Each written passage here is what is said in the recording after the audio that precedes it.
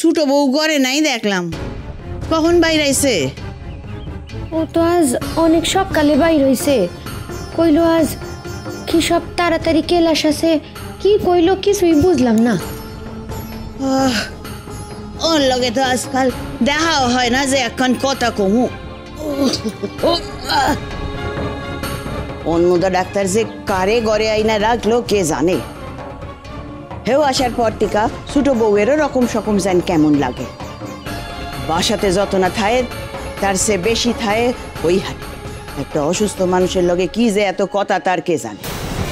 কি আর করবো সে, আমাগো অন্যটা ডাক্তার তো তার উপরেই সব ভার দিয়া গেছে।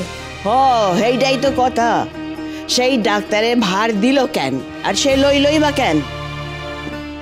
তার তো বাই আছে ওই রুগীর, সেইখানে গিয়া থাকুক। এইটা কেমনে হইব?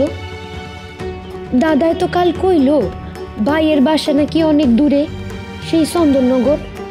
তা অত দূর দিয়া আইসা ডাক্তারের কাছে চিকিৎসা করবো কেমনে? না না, এইখানে থাইকাই সবকিছু করণ সম্ভব। তাও গিয়া যে যা খুশি করে করুক, আমারও যা ভালো লাগে আমি করুক। তুমি আবার কি করবা? হেল্লাইকাই তো ছোট বউয়ের কাছে গেছিলাম কথা কইতে। তা যাও গিয়া, তোমার লগেও কিছু কথা আছে। আজ মন্দিরে গিয়া একজনের লগে কথা হইল।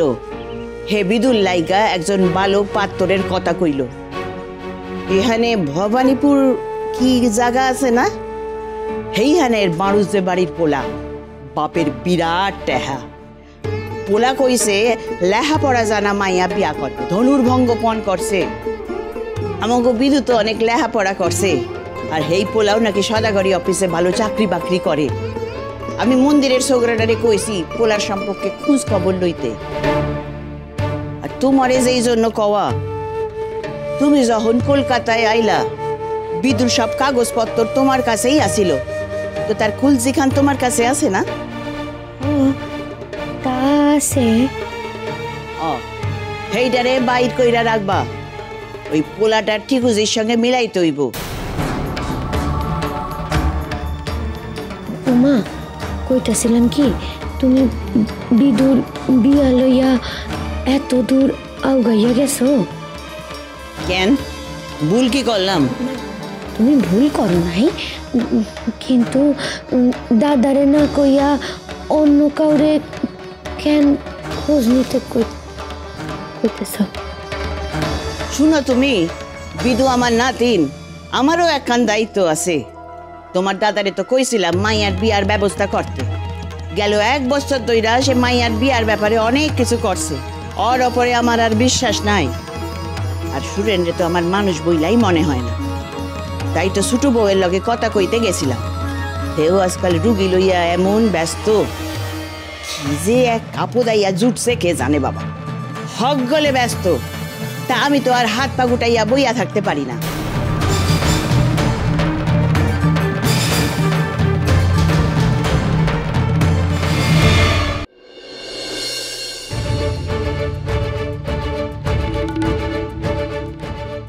যাবো বিদ্যুৎ, আমি তোমার কাছে যাবই, যে করি হোক আমি এই বাড়িতে ঢুকবই।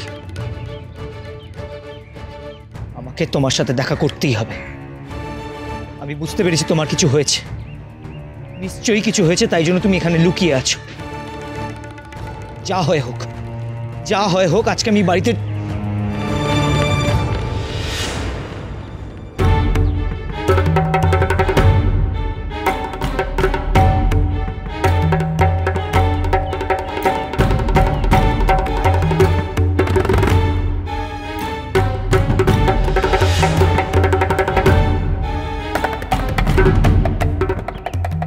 কোথায় কোথায় যেন দেখেছি, কোথায় কোথায় যেন। আপনি বুঝি ওর নতুন অ্যাডমায়ারার? কার? যার বাড়ির দিকে তাকাচ্ছিলেন, দ্য গ্রেট বিনোদিনী।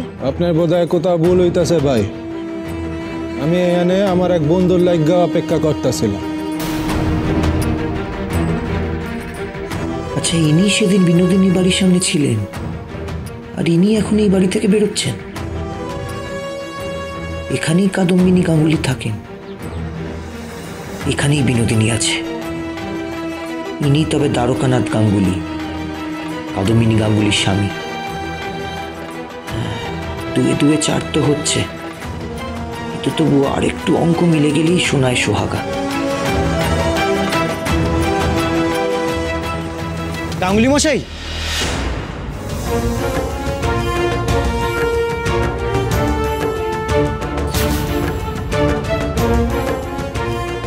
আমার নেশা বিনোদিনীর। ওর সামনে বসে থাকবো, ওকে দেখবো।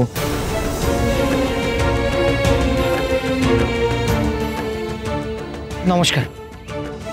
আপনি যখন ঘুরে তাকিয়েছেন আমার অনুমান ঠিক, আপনি তাহলে দ্বারকানাথ গাঙ্গুলি। আমি দ্বারকানাথ গাঙ্গুলি। এবার কোন তো কি প্রয়োজন? আপনি কি আমার উপরে নজর রাখতেছেন? গাঙ্গুলি মশাই, আমি ঘুরিয়ে পেঁচিয়ে কথা বলতে পারি না, তাই সোজাসুজি একটা কথা বলছি। আপনার সাহায্যের প্রয়োজন। আমি বিনোদিনীর সাথে দেখা করতে চাই, ও কেমন আছে জানতে চাই। আপনার কেন মনে হইতেছে ওনার খবর আমার জানা আছে? গাঙ্গুলি মশাই, আমি 1 সপ্তাহ ধরে প্রতিদিন ওর বাড়ি গেছি, ও সেখানে নেই। আর আপনার স্ত্রী বিনোদিনীর সাথে দেখা করেছে সেই খবরও আমার কাছে আছে। আপনার স্ত্রীর সাথে রাস্তায় একদিন দেখা হয়েছিল, কিন্তু তিনি এড়িয়ে যান। গাঙ্গুলি মশাই, আমি আপনাকে সম্মান করি, হয়তো আপনাকে চিনি না, কিন্তু আপনার ব্যাপারে তো জানি, এবং সেই সম্মান থেকেই বলছি। আমি আপনার কোনো অসম্মান করব না।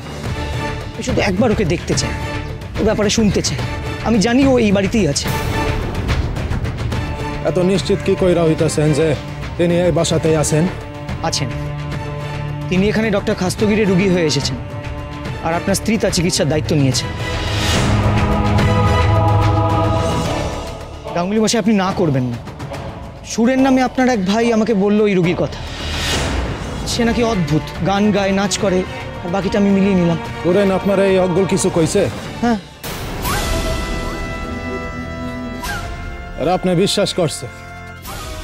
শুনে, সত্য সত্য যদি আপনি আমারে সম্মান করেন, তাই এক কান কথা কই ভালো কইরা শুনে। আমি কইতাছি আপনার অনুমান বল। এরপরেও যদি এই কথা না মানেন, তো এক কান পরামর্শ দিই। এই বাসার সামনে অমন কইরা বদ মতলব লইয়া গরনের ফল কিন্তু ভালো হইব না। বোসবাড়ি নবকুমারকে এত সহজে ভয় দেখানো যায় না। আমাকে তো তাড়িয়ে দেবেন, নিজের ভাইকে কি করবেন? সুরেন রে তো আমি ঠান্ডা করুম। কাদম্বিনী, বিপদ যে অজ্ঞল দিক থেকে গনাইয়া আইতাছে না। নোটের অজ্ঞাতবাসের কাল এইবার শেষ হয় বুঝি।